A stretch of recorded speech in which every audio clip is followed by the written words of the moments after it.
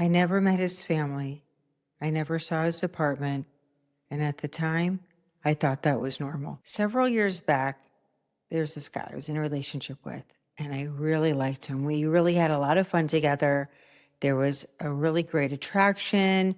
We laughed a lot. We went out with my friends, my family. And during the course of the relationship, he'd always sleep at my place. And when we would go out, I offered to pick him up. There was always a reason why it wasn't convenient or why it was better for him to come pick me up. I thought about it and let the thought pass.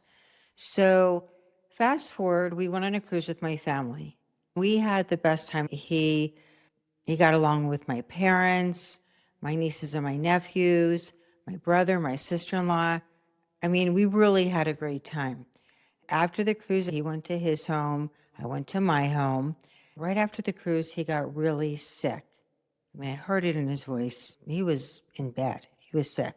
So I offered to bring him chicken soup, and he wouldn't let me. This is when I really started to question the relationship. I said, okay, this isn't normal. Something's not right here.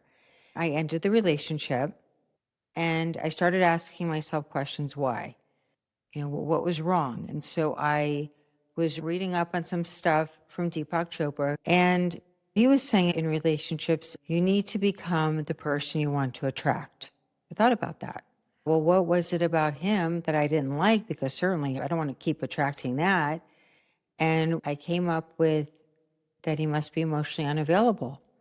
And I'm thinking, well, I think I'm vulnerable. I think I'm emotionally available. But then the realization that perhaps I'm not was eye-opening to me.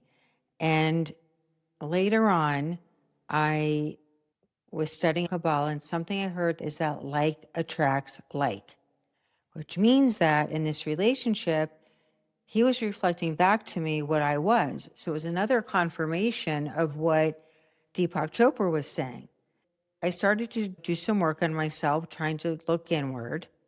And another thing I remember Kabbalah teaching was that relationships and circumstances, they come into our life to teach us lessons. But knowing that like attracts like, that one got me. So I had to really start to look at ways I could change myself so I could become this person I wanted to attract, like Deepak said. There's something in neuroscience called confirmation bias.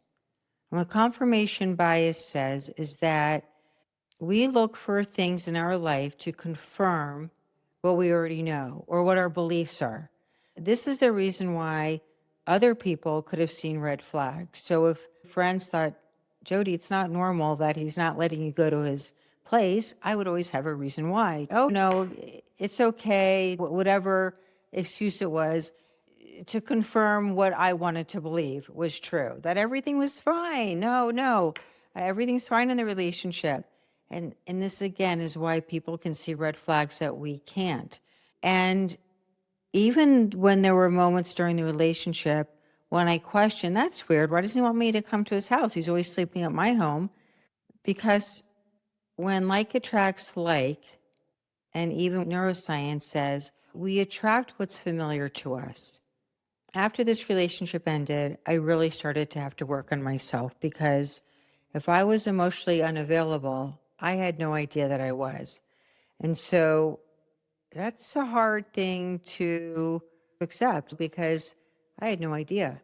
And if I really did want to meet someone and have a wonderful relationship, I really needed to change what it was inside of me that kept attracting emotionally unavailable people.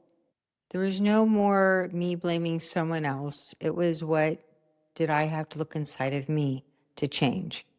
We came here to learn lessons. We came here to transform. The faces will change. The circumstances will change. But the lesson, it will be the same until you get it. Have you ever looked back at a relationship you've had and asked yourself, what was that relationship trying to teach you? I'd love to hear your comments. If this story resonated with you, I would love for you to come join me here on The Inner Shift with Jody. Every week I share stories and insights on the hidden spiritual lessons behind what we experience in our lives.